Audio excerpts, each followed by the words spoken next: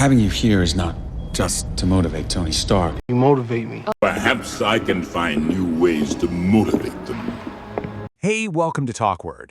You know how some words just seem to have a special power to them? Well, today we're going to unpack a big one. It's the fuel behind pretty much any goal, especially something like learning English. That word is motivate. Let's get into it. So, right off the bat, I want to ask you something.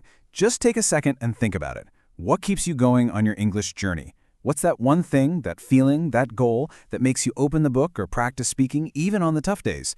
Whatever just popped into your head, hold on to that thought, because that's exactly what we're talking about today. Okay, so where do we even start with a word like this? Let's begin with the action itself, the verb, to motivate. I promise, once you really get this part, the rest of the word family just clicks right into place. At its core, it's actually pretty simple. To motivate someone just means to give them a reason to do something. For example, a teacher might say, "My job is to motivate my students." What they're really saying is they want to give those students a reason to act, a reason to study hard. But here's the secret sauce, the little piece of history that makes it all make sense. It all comes from this Latin word, movere, and movere means to move.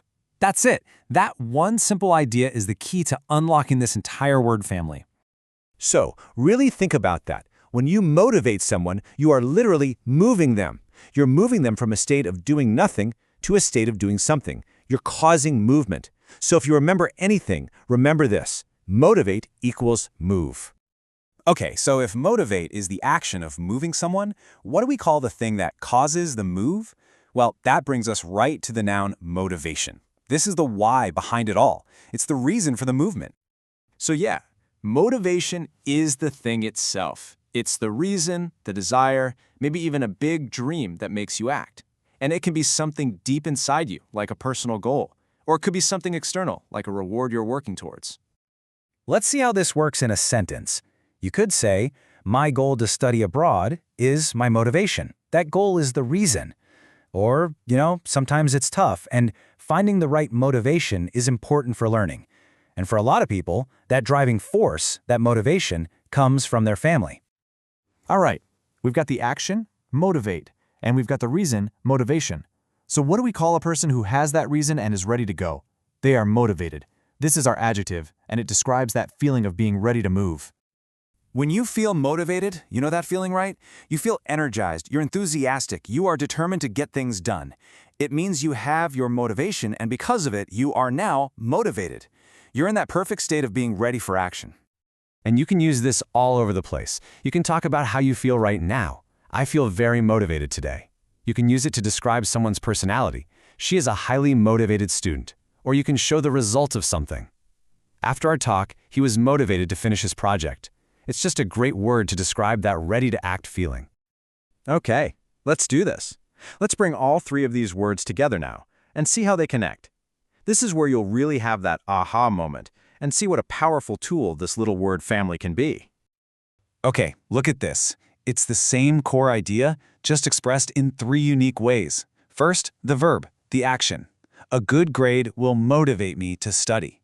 Next, the noun, the reason. A good grade is my motivation to study. And finally, the adjective, the feeling.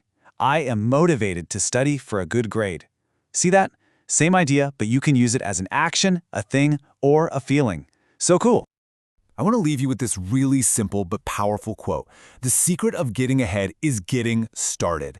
So often the hardest part is just that first step, finding that initial push, that little bit of motivation to just get moving. But once you do, you start building momentum. So the next time you see any word from the motivate family, just come back to that one core idea we started with. It's all about what moves you. I hope this leaves you feeling a little more motivated on your own English journey. And hey, to keep exploring, you should definitely check out the TalkWord app. You can actually create your own little explainers, just like this one, for any word you want to master. Thanks for hanging out, and I'll see you next time. But what interests me, given your profile, is what would motivate you to become the CIA's most effective agent?